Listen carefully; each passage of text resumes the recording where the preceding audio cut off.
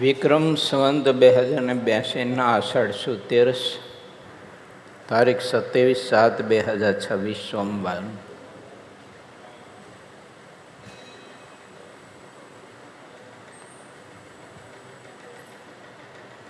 શ્રી હરિચરિતામૃત ગ્રંથમાં 46ના તરંગમાં સિદ્ધાનંદ સ્વામી આપણે સૌ કોઈને આભ્યંતર રોગનું દર્દ ટાળવા માટેનો અને નિરોગી જીવન જીવવા માટેનો ખૂબ અદ્ભુત વિચાર આપે છે. આભ્યંતર નિરોગી જીવન એટલે આ સૃષ્ટિના માયિક પદાર્થો, માયિક ઈચ્છાઓ, એના સંકલ્પોથી જ્યારે આત્મા મુક્ત થાય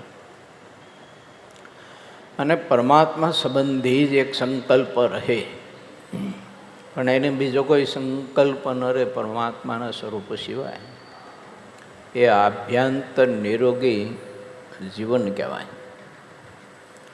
આપણા મહાપુરુષોએ એવું જીવનનો આદર્શ આપણે સૌ કોઈને જીવીને બતાવ્યું કે ભગવાનના સ્વરૂપ સિવાય આ મહાપુરુષોને કોઈ પણ સંકલ્પ ક્યારેય સ્વપ્નમાં પણ થતો નહીં.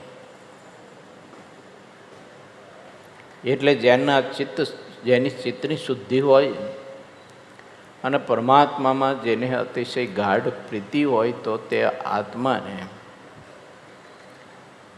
માયિક કોઈ પણ સુખ હોય એ બધું સુખ એને કાક વિષ્ટા તુલ્ય દેખાય છે. પરંતુ આવું જીવન કેવી રીતે થાય, આત્મશુદ્ધિ, ચિત્તશુદ્ધિ કેવી રીતે થાય, વિચાર શુદ્ધિ, ઉપાસના શુદ્ધિ, આશ્રય શુદ્ધિ, નિષ્ઠા શુદ્ધિ, ત્યાગ શુદ્ધિ, વૈરાગ્ય શુદ્ધિ, જીવન શુદ્ધિ, આચરણ શુદ્ધિ, કર્મ શુદ્ધિ, ભગવાનના એવા મહાપરમ ભાગવત એકાંતિક સંત પાસે નિષ્કપટ જીવન જીવવાથી થાય છે. સિદ્ધાનંદ સ્વામી એવું લખ્યું 8મી ચોપાઈમાં, જેનું હૃદય જેટલું નિષ્કપટ અને નિર્દંભ હોય તે તેટલા ખરા હરિભક્ત કહેવાય છે. જેઓ અંતરમાં જુદા ને બહાર જુદા હોય તે તો સત્સંગ અને પ્રભુના ચોર છે. ડબલ જેવી માણસો ઘણા જીવન જીવતા હોય છે. ભગવાનને ભગવાનના સંત ભક્ત પાસે કંઈક જુદું હોય છે, અંતરમાં જુદું હોય છે, પ્રવૃત્તિ જુદી હોય છે, વિચારો જુદા હોય છે, આચરણ જુદું હોય છે. માન, ઈર્ષા, અહંકારથી આત્મા એટલા બધા જ સવાઈ ગયેલા હોય છે. માન, અહંકાર, ઈર્ષા, મોટો પદ, પ્રતિષ્ઠા, એના અહંકારને વશ થઈ અને કંઈક જુદું જીવન જીવતા હોય છે. અને ભગવાન પાસે કે મોટા પુરુષ પાસે જીવન જુદું જીવતા હોય છે. સિદ્ધાનંદ સ્વામી એમ કહે છે કે એવું નહીં કરો, ડબલ જેવી નહીં થાવ, સિંગલ જેવી થાવ. મહારાજે અંત્યના 35ના વચનામૃતમાં 6 હેતુ લક્ષણ બતાવ્યા છે ને એમાં એક આ લક્ષણ બતાવ્યું છે કે કોણ જાણે કેટલાય વર્ષ ભેગો રહ્યો હોય પણ કોઈ કળાતો નથી, અંદર જુદું બહાર જુદું. મહારાજ એમ કહે છે કે એવું જીવન નહીં જીવીએ. બહાર ને અંદર મારી તમારી જીવન જીવવાની સૃષ્ટિ તો એક સરખી જ હોવી જરૂરી છે. અને ભગવાનને ભગવાનના સંતની સંપૂર્ણ મરજીમાં રહેતા શીખવું. આપણે ડબલ જેવી જીવન જીવતા હોય છે ને એટલે ભગવાન કે ભગવાનના સત્પુરુષની સંપૂર્ણ મરજીમાં નથી રહી શકતા. અનેક પ્રકારના તરંગોને ગાઢ જીવને પજવતા હોય છે. માનો કે આપણને નવાઈ જાય, ન નવાઈ જાય, આપણને પૂછ્યું ન પૂછ્યું, બીજાને નવાઈ જા, બીજાની પ્રશંસા કરી, યા તો બીજાના ગુણને બિરદાવ્યા, આપણા ગુણને ન બિરદાવ્યા, બીજાને કામ સોંપ્યું, આપણે કામ ન સોંપ્યું, આપણને સાથે જોડમાં લઈ ગયા અથવા ન લઈ ગયા, બીજાને લઈ ગયા આપણને મૂકીને. ક્યારે જીવ પોતાની પ્રકૃતિને વશ થઈ અને ભગવાનના સત્પુરુષની વિશે અનેક પ્રકારના ભૂંડા ગાઢ સંકલ્પો કરીને સત્સંગમાંથી પાછો પડી જાય છે. શ્રીજી મહારાજ એક વખત અયોધ્યાવાસીને ત્યાં જમવા ગયા. ત્યારે ગઢડામાં એક બુઢા દાદલ હરિભગત હતા. મહારાજ રોજ એને ભેળા રાખે, જમાડે, પોતાના પ્રસાદીનો થાળ આપે. ગમે ત્યાં બહાર ગામ જાય, ગમે ત્યાં જાય તો સાથે લઈ જાય. એમાં અયોધ્યાવાસીને ત્યાં જમવા ગયા ને એટલે મહારાજ સાથે ન લઈ ગયા. કારણ તો મહારાજ જાણે. કારણ તો એ મોટું તો એ હતું કે બુઢા દાદાનો ખોરાક મોટો હતો અને અયોધ્યાવાસીને ત્યાં જમવા મહારાજ પધાર્યા જો લઈ જાય તો અયોધ્યાવાસીએ મહારાજ માટે ને એમના પરિવાર માટે કર્યું હોય ને એટલું તો બુઢા દાદાને એકલાને જોતો હતો. એટલે મહારાજ કે આને સાથે ન લઈ જવાય, ન લઈ ગયા. એમાં મહારાજનો અવગુણ લઈ, સંતોનો અવગુણ લઈ સત્સંગ છોડી દીધો. કંઠી તોડી નાખી, પૂજા મૂકી દીધી, સત્સંગ મૂકી દીધો. એટલો દ્રોહ કરવા માંડ્યો, એટલો વિરોધ કરવા માંડ્યો, મહારાજની મોટા પુરુષને એટલી નિંદા કરવા માંડ્યો. આટલી જ વાતમાં ઘણા બધા એના પ્રસંગોની ઇતિહાસો એવા પણ છે કે માણકી ઘોડીની સેવામાં હરિભક્તોને જુદા જુદા અને મહારાજ રાખતા. 5-15 દી, 2-5 મહિના નાજા જોગ્યાને રાખે. 2-5-15 દિવસ, મહિનો, 2 મહિના, 6 મહિના મહારાજ રતનજી બાપુને રાખે. એમ જુદા જુદાને મહારાજ છે ને પોતાની માણકી ઘોડીની સેવામાં રાખતા. તો એ માણકી ઘોડીની સેવા મહારાજ બીજાને સોંપે. માનો કે મહારાજ ક્યાંક બહાર ગયા હોય ને કોઈ ગામડામાં ગયા હોય અને માણકી ઘોડીની સેવામાં જે ભક્તો હોય મહારાજ એને ન બોલાવે કે એને કામ ન સોંપે. અને જેને ઘેર ગયા હોય ને એ ઘર ધણીને મહારાજ માણકી ઘોડીની સેવા કરવાની બધી વાત કહી અને સોંપે. આ માણકી ઘોડીને અમે અહીં રોકાઈ એટલા દિવસ તમારે સાચવવાની, એને જોગાણ, પાણી પાવાનું વગેરે વગેરે બધું સમયે સમયે એની માવજત કરવાની. આટલી જ વાતમાં સેવામાં જે સાથે હોય એ મહારાજને વગર પૈસે રફુચક થઈ જાય. બોલો, ઘર ભેગા થઈ જાય. મહારાજે એને કેમ સોંપી? હું સેવા કરતો તો 2 મહિનાથી, એને કેમ સેવા સોંપી? અક્ષરધામના અધિપતિ ભગવાન પુરુષોત્તમ નારાયણને આટલી વાતમાં જીવ છોડી દે. બીજું, ધોલેરાની મહંતે આપવાનો પ્રશ્ન હતો. બધા સંતોને મહારાજે બોલાવીને બધાને પૂછ્યું. મહારાજને હાથ જોડીને બધા પરમહંસોએ વિનંતી કરીને પ્રાર્થના કરી કે હે મહારાજ, આપ જેમ આજ્ઞા કરો ને એમ અમે કરશું. જે રીતે આજ્ઞા કરો તે રીતે અમે તો તમારા ચીઠડીના ચાકર છીએ. એમ ધોલેરાની મહંતે આપો, એ સેવા આપો ધોલેરાની, તો એ સેવા કરશું. અહીંયા રાખો તો અહીંયા રહીશું. નિર્વિકલ્પાનંદ સ્વામી બેઠા હતા સભામાં. એને ગાઢ સંકલ્પ થયા કરે. મહારાજ બધાને પૂછે પણ મને પૂછતા નથી કે ધોલેરાની મહંતાઈ લેવાય. મને જો પૂછે તો એક વખત હું કરી બતાવું. એમ આટલો બધો વિદ્વાન અને આટલો બધો હું જ્ઞાની અને સ્વામિનારાયણને મારી છે ને કોઈ પ્રકારની આમ ગણના નથી. આમ તે આટલી વાતમાં નિર્વિકલ્પાનંદ સ્વામી મહારાજને છોડી નીકળી ગયા. ગઢપુરના પાદરમાં ઘાયલા નદીના સામા કિનારે ઊભેલા. બરોબર ત્યાં નિષ્કુળાન સ્વામી ઊભેલા. નિષ્કુળાન સ્વામી ત્યાં ભેળા થયા. ત્યારે નિષ્કુળાન સ્વામીએ પૂછ્યું કે સ્વામી તમે કેમ આમ અચાનક? તો કે બસ હું આટલો બધો વિદ્વાન, આટલી બધી સેવા કરું, ઘણા બધા ગામડાઓમાં સત્સંગ પ્રચાર કર્યો, સ્વામિનારાયણનો મહિમા ખૂબ સમજાયો, પણ સ્વામિનારાયણને મારી કંઈ કિંમત જ નથી. કે પણ શું થયું? તો કે ધોલેરાની મહંતાઈ માટે બધાને પૂછ્યું, પણ મહારાજે મને ન પૂછ્યું.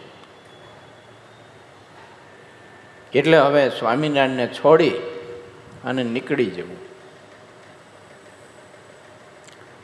નિર્વિકલ્પાનંદ સ્વામી કે હું તો એટલા માટે નીકળી ગયો અને અહીંયા આવ્યો, પણ તમે કેમ અહીં ઊભા છો? ત્યારે નિષ્કુળાન સ્વામીએ કહ્યું કે મને ધોલેરાની મહંતાઈનો હાર પહેરાવતા હતા ને એટલે હું નીકળી ગયો હતો. આટલો ભેદ સમજણમાં બોલો. પછી તો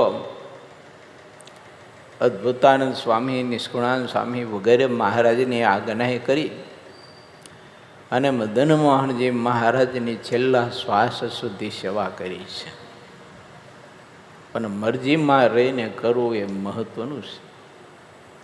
આપણી બદલે એને સેવામાં બીજા કોઈને જોડે રાખે. કોઈ પણ સંકલ્પ ન થાય ત્યારે સમજવાનો કે આપણે બિલકુલ એકદમ નિષ્કપટ જીવન જીવીએ છીએ. નહીંતર અંતરમાં જુદું, બહાર જુદું. આવું અમને ત્યાગી નહીં થાય, આવું તમને ગ્રસ્તને થવાનો પણ સંભવ છે.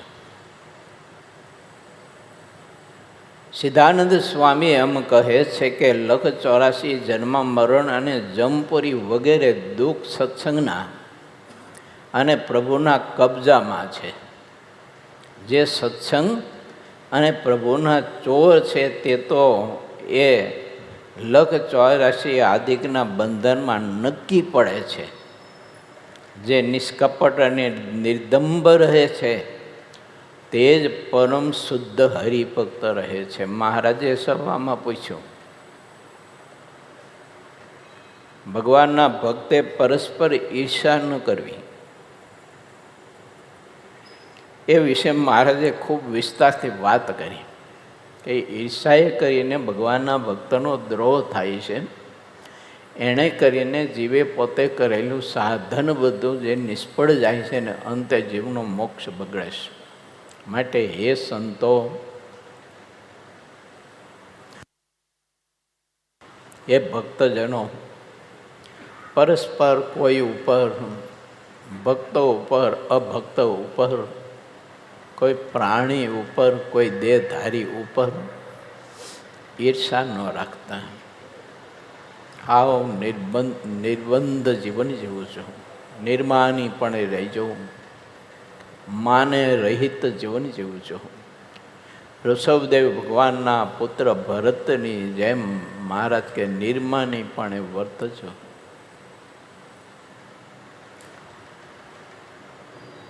આનંદાનંદ સ્વામી સભામાં ઊભા થયા. મહારાજને હાથ જોડીને કહે છે કે હે મહારાજ, ઈર્ષા તો રહે છે, એ કહી શકે, જો કે માનવા જોગ નથી, અને આપણને શીખવવા માટે છે. આનંદાનંદ સ્વામી જેવા મહાપુરુષને કે ઈર્ષા રહેતી હોય એવું બને નહીં. આ જ વાત અંત્યના 28ના વચનામૃતમાં આવે છે. બ્રહ્માનંદ સ્વામી, સુકાનંદ સ્વામી અને સુરાખાચાર્ય આ ત્રણને મહારાજે પૂછ્યું છે કે જેણે કરીને તમે સત્સંગમાંથી પાછા પડી જાઓ એવો તમારામાં કયો દોષ છે? ત્યારે ત્રણેય મુક્તોએ કહ્યું કે હે મહારાજ, માનરૂપી એક દોષ એવો છે કે બરોબરિયા જો અમારું અપમાન કરે ને તો અમને લાગી આવે છે. એના ઉપર મહારાજે રાજા અને ચાકરનું દૃષ્ટાંત આપીને બહુ વિસ્તારથી વાત સમજાવી છે આપણને. તો બ્રહ્માનંદ સ્વામી, સુકાનંદ સ્વામી અને સુરાકાચર એને માન વર્તતું હોય છે. જેમ મહાપુરુષ એવું ગાતા હોય, મન કર્મ વચને તમને રીઝાવા રે, મન ગમતું સર્વે મેલી નહીં. અમે તમારા ચાકરને કિંકર થઈને પ્રભુ તમારા ચરણમાં રહીએ છીએ. એને માન કેવી રીતે સંભવે? એમ સુરા ખાચર, દાદા ખાચરની જેમ ભગવાન સહજાનંદ સ્વામીને બધું જ સોંપીને બેઠેલો પુરુષ હતો. સુકાનંદ સ્વામી મહારાજની મરજી પ્રમાણે રહેનારા પુરુષ હતા. મહારાજે જેટલા પત્રો લખાયા એ ટોટલી બધા જ પત્રો સુકાનંદ સ્વામી પોતે લખ્યા છે. રાત્રિના 12 વાગ્યા હોય, વરસાદ ધોધમાર વરસતો હોય, એક વખતે તો આવી કંઈ વ્યવસ્થા તો હતી નહીં. મહારાજે રાત્રિના 12 વાગે બોલાવે. વરસાદમાં પલળતા અક્ષરવડીમાં આવે. મહારાજ કે અમારે બુરાનપુરના હરિભક્તો પર પત્ર લખવો છે, માટે તમને બોલાવ્યા છે. આપણે હોય તો કંઈક ન કહીએ. આટલી બધી શું ઉતાવળ હતી? અડધી રાતે પત્ર લખીને તમારે કોની સાથે મોકલવો છે? સંદેશો લઈને કોણ જાય છે? સવારે નિરાતે પત્ર લખ્યો તો વાંધો શું હતો? આ કેટલો ધોધમાર વરસાદ વરસે છે. સુકાનંદ સ્વામીને કોઈ સંકલ્પ જ ન થાય. પત્ર લખે, પરબેડિયું તૈયાર કરી અને મહારાજ મયારામ ભટ્ટના ભાઈ વિપ્ર ભટ્ટ ગોવિંદરામ એને પત્ર આપીને મહારાજ આજ્ઞા કરે કે સવારે સૂર્ય ઉદય થયા પહેલાં તમારે બુરાનપુર હરિભક્તોને જે રાજાએ કેદ કર્યા છે ને એ કેદખાનામાં હરિભક્તોના પત્ર તમારે પહોંચાડવાનો છે. લખ્યો ક્યારે? રાત્રે 12 વાગે. ગોવિંદરામ વિપ્રને પત્ર મહારાજ આપે અને સવારે સૂર્ય ઉદય થયા પહેલાં પહોંચાડવાનો. કારણ કે ત્યાંના રાજાએ ફરમાન કર્યું હતું કે સૂર્ય ઉદય થયા પહેલાં જો સ્વામિનારાયણ તમારી રક્ષા ન કરે તો તમારા બધાના ગળા કાપી નાખું. વિપ્રરાજ નીકળ્યા પત્ર લઈને રાત્રે. હવે કમસે કમ લખ્યો એટલે અડધી કલાક તો લખતા થાય. એ વખતે તો કલમ પદ્ધતિ હતી. એટલે 12:30 1 વાગી જાય. નીકળતા 1 વાગે રાત્રે નીકળે. ઘેલા નદીના સામા કિનારે જઈ અને નાનું એવું એક શિવજીનું ડેરું હતું. એ ડેરું હજી પણ છે સામે કિનારે. એના પરથારા ઉપર જઈ અને ભટ્ટજી વિચાર કરે કે ઘડીક આંખો વીંચી લો પછી હાલતો થવું એમ. કારણ કે બુરાનપુર તો બહુ દૂર ને. પણ એને ભરોસો કેટલો, વિશ્વાસ કેટલો.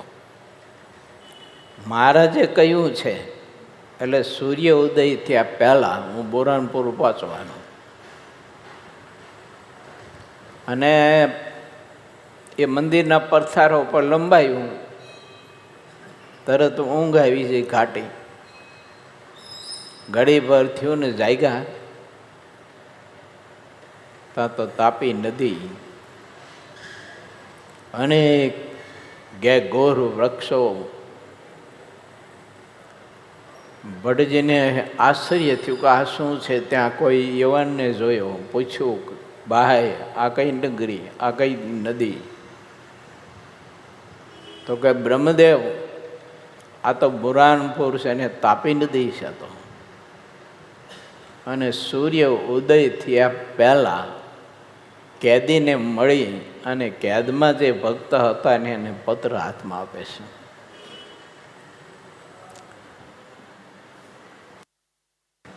વાત મારી કહેવાની એ છે કે આવા મહારાજના આજ્ઞા પાલક સંત એ એમ કહે કે મહારાજ બરોબરિયા જો અપમાન કરે ને તો માન નડે છે. આપણામાં હોય તો આપણે કહી ન શકીએ. માને કરીને જીવ સત્સંગમાંથી પાછો પડે છે. વ્રત તપ સેવા પરિચર્યા કથા કીર્તનમાંથી પણ આત્મા માને કરીને પાછો પડે છે. આવા ઘણા બધા પ્રસંગો પૂર્ણાનંદ સ્વામી વગેરે વગેરે મુક્ત પુરુષોના છે. આગળ ષડ સભા ભરાઈ જઈ હતી. મહારાજ જતા હતા શિયાળીથી મત્સ્યાવ તરફ જવું તો મહારાજને વચમાં એક તાવી ગામ આવે છે. એના સીમાડામાં એક તલાવડી છે. મહારાજ ત્યાં સ્નાન કરીને પૂજાપાઠને ટીમણ કરવા માટે થઈને રોકાયા. અને પછી મહારાજે સભા કરી. તે સભામાં બધા સંતો હરિભક્તો ગોઠવાઈ ગયા.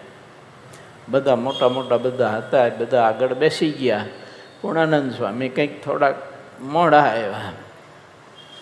તે આગળ જગ્યા ન જોઈ એટલે સભાની ફરતા ફરતા છે ને આમ આંટા માર્યા કરે અને કોઈ બોલાવે નહીં. આવો આવો સ્વામી, કોઈ ઊભા થઈને આગળ બેસાડવા માટે કોઈ કહે નહીં. મહારાજે ઘડીક જોયું. પછી મહારાજ કે સંતો ભક્તો તમે મૂર્તિ માન જોયું છે કે? અરે મહારાજ મૂર્તિમાન માન તો કેમ જોયું હોય? તો મહારાજ કે જુઓ આ મૂર્તિમાન માન આ સભા ફરતા ફરતા આંટા મારે ને એ છે. આવી વાત કરી અને પૂર્ણાનંદ સ્વામી ત્યાં ભગવા લુગડા ઉતારી અને ગ્રસ્તાશ્રમમાં વૈયા ગયા. ગજા ગઢવી હેબત પરના. પણ જોવાની વાત એ છે મહારાજની નિષ્ઠા અજબ ગજબની પાછી, અજબ ગજબની. હવે આવી જેને નિષ્ઠા હોય એને માન નડે. માન મૂકીને ત્યાગાશ્રમ છોડીને ગ્રસ્તાશ્રમમાં જાય. ત્યાં મહારાજની ઈચ્છા હતી. શા માટે હતી? તો ગજા ગઢવી બહુ સારા લેખક, કવિ અને વિદ્વાન હતા. મહારાજને ગજા ગઢવીના દ્વારા અનેક સદગ્રસ્તો પરિવારોને પોતાનો નિશ્ચય કરાવો હતો અને સત્સંગ કરાવો હતો. અને પછી મહારાજે એ ગ્રસ્તાશ્રમમાં ગયા પછી આજ્ઞા કરેલી કે તમારે ઘેર ઘેર ફરી અને સદગ્રસ્તોને સારા એ પરિવારને બેસાડી, બહેનો, બાળકો, યુવાનો, વૃદ્ધો બધાને સત્સંગ કરાવીને મારો નિશ્ચય અને આ સત્સંગનો નિશ્ચય કરાવવાનો. આવા આજ્ઞા પાલક અને આવી જેને નિષ્ઠા હોય એને માન થોડુંક નડે. પણ આપણને શીખ્યું કે સત્સંગ તો સમુદ્ર જેવો બહોળો છે. ક્યાંક સત્સંગમાં આપણું ધાર્યું થાય, ક્યાંક ન થાય, ક્યાંક અપમાન થાય, ક્યાંક સન્માન થાય. પણ મહારાજ કે સત્સંગ ન છોડતા, ભગવાનનો આશ્રય ન છોડતા, ભક્તિ ન છોડતા, ધર્મ ન છોડતા, ધર્મમાં તે ક્યારેય પણ ચલિત ન થતા. મહારાજે અદ્ભુત સદવિચારો આપણે સૌ કોઈને સમજાવ્યા છે. માટે શુદ્ધ એવા જે પરમ ભક્તો છે તે જીવથી સતત ભગવાનની સમીપે વર્તતા હોય અને એક પળ પણ પ્રભુથી દૂર ન રહેતા હોય તો પણ તેનું લગારે અભિમાન રાખતા નથી. કેમ? જે અભિમાને તેઓ નઠારું માને છે. જે વાતનું માન રાખવામાં આવે છે તે માન તેની બધી શોભાનો નાશ કરી નાખે છે. જેમાં માન આવે છે તેમાં કોઈ પણ નિમિત્તે જેટલો અધર્મનો વંશ છે તે સર્વે આવીને પ્રવેશ કરે છે, અને વળી જેમાં માન આવીને રહે છે તે તેના સુહૃદપણા રૂપ ગુણોનો નાશ કરી નાખે છે. આવીની વાત માનની. આવો ભયંકર માનરૂપી શત્રુ છે દોષ. માટે મુક્તાની સામે પણ લખ્યું છે, મોહનને ગમવાને ઈચ્છો માનની, ત્યાગો સર્વે જૂઠી મનની આસ જો. એ પદમાં બહુ અદ્ભુત લખ્યું છે. મોહન વરને માન સંગાથે વેર જો ને. સાધન સર્વે માન બગાડે પળ વિશે. એક પળમાં એક આંખનું મટકું મારે ને એટલી વાતમાં માન છે ને. આપણે વર્ષો સુધી સેવા કરી હોય, તપસ્યા કરી હોય, સાધના કરી હોય, પણ થોડુંક જો આપણું ધાર્યું ન થાય, આપણું માન ન સચવાય તો તુરત જીવને છે ને અભાવ આવી જાય. અને ન બોલવાનું માણસ બોલતો હોય. અમે સંતો નાના મોટા બધા પ્રસંગો ઉત્સવ કરતા હોય ને, એમાં ઘણો બધો સાધુ હરિભગતનો સમાજ જુદા જુદા વિભાગોમાં સેવા બધી સોંપી હોય, વ્યવસ્થા ગોઠવી હોય. એટલે આ બધા ઉત્સવ સમયોમાં અને રોજિંદા દિવસોમાં બહુ આવા અનુભવ થતા હોય છે. માનના કારણે એવું બાફે કંઈક શ્રદ્ધાવાળા ભક્તો હોય ના દિલને તોડી નાખે. એટલું માનના કારણે માણસ પ્રવૃત્તિ ખોટી કરે. સેવા ઘણી કરતો હોય પણ બધું તોડી ફોડી નાખે.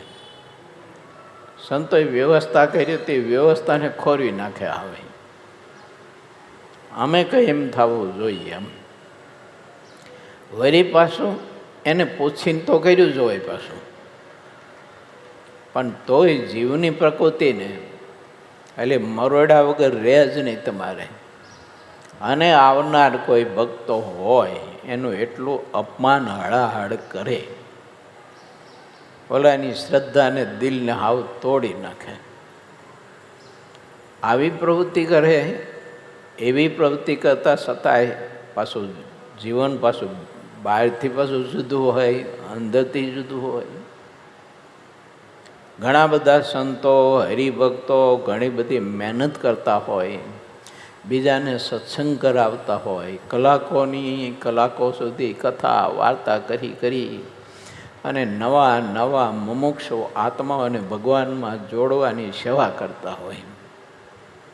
અને અમુકમાં જેમાં માન ને ઈર્ષા ભર્યા હોય ને એ બધું તોડી ફોડી નાખે. શ્રીજી મહારાજના વખતમાં પણ આવું બધું ઘણું થતું. એટલે મહારાજ વારંવાર નિર્માણીપણે ભગવાનની ભક્તિ કરજો ને નિર્માણીપણે સત્સંગમાં રહેજો, એ બધી વાત તેમાં સભામાં કરતા. એક બીજાનું હિત ઈચ્છે ત્યાં જ શ્રી હરિ રહે છે. કોના હૃદયમાં ભગવાન રહે? બીજાનું હિત છે, કલ્યાણ છે. કોઈ દિવસ ઈર્ષા ન થાય, કપટ ન રાખે, દંભ ન કરે, તો ભગવાન એના ઉપર છે ને અતિશય રાજી થાય છે. જ્યાં પરલોકનું હિત કરવા માટે શુદ્ધપણાનો ગુણ રાખવામાં આવે છે ત્યાં ભગવાનનો નિવાસ રહે છે. પ્રથમનું ત્રીજું, મહારાજ કે જેના હૃદયમાં ભગવાનની મૂર્તિ અખંડ દેખાતી હોય તેણે પણ ભગવાનના ચરિત્રો જે સ્થાનને વિશે કર્યા હોય તે સંભાળી રાખવા અને બ્રહ્મચારી સાધુ અને સત્સંગી હરિભક્તની સાથે મહારાજ કહે છે કે આત્મબુદ્ધિ રાખવી, હિત રાખવું, એના પ્રત્યે સ્નેહ રાખવો, એને પરાયો નહીં માનો, એને બીજો પરાયો નહીં માનો. એક હરિભગત એક જગ્યાએ મેં ઉત્સવ કર્યો હતો, દોડતા આવ્યા, શ્વાસ ચડી ગયો એટલે દોડતા આવ્યા, અને તમે જો તો લાલ પીળા થઈ ગયેલા. મને કે આમ ન ચાલે, કે આમ થોડાક ઉત્સવ થતા હશે, કે પેલા 2-5 માણસો ઘૂસી ગયા, આવો અજાણ્યા, ઓળખતા નથી કોઈ, એને સત્સંગનો સાંટોય નથી, કે સત્સંગનો સાંટોય નથી, સ્વામીને ને માનતાય નથી ને ઘૂસી ગયા. આમ થોડુંક ચાલતું હોય છે, આવા થોડાક આયોજન કરતા. પણ મેં કીધું ધીરા રો, આપણે એમ જ હતા, આપણે સત્સંગનો સાંટોય નહોતો, કારણ કે એ હરિભગતને સારી રીતે હું ઓળખું. હાવ કોસંગી હતો એ, સત્સંગીને મેં જ કરાવેલો, બાકી તો સ્વામિનારાયણ માનતોય નહોતો. કોક સિંહ ખાઈને સ્વામિનારાયણ એમ બોલે ને તો આવડી રમકાવતો ગયો, આવો નાસ્તિક હતો. મેં કીધું એક દિવસે આપણે એમ જ હતા, પણ સત્સંગમાં કોઈ આવશે, પ્રસાદ ઠાકોરજીનો જમશે, એને સત્સંગનો કાંઈક ગુણ આવશે, કોઈ સંત હરિભક્ત સાથે એની પ્રીતિ થશે, તો એ પ્રભુનો પાકો ભક્ત થાય છે, એકાંતિક ભક્ત થઈ છે. બાકી આપણે એમ જ હતા, કીધું નાસ્તિક જ હતા. એટલે ભગવાનની કૃપાથી આપણે સત્સંગ થયો આપણને, અને આપણે સત્સંગી થયા, એટલે એવું માની લેવાનું કે આ બધા નકામા છે, ખોટા છે, ખવદરા છે. મેં એમ કરીને ઠાયરા, મેં તમે હાલતા થાવ, જે કરતાંય કરો, સેવા હંપી કરો, ન કરવી હોય તો ખાઈ પીને ઘીરે જઈને પછેડી ઉઠીને હોઈ જાવ. કીધું આમ સત્સંગ ન થાય, તૂટી કીધું. એને પ્રેમથી જમાડો, એને પ્રેમથી સ્વાગત કરો, એને પ્રેમ આપો, એને નવાજો.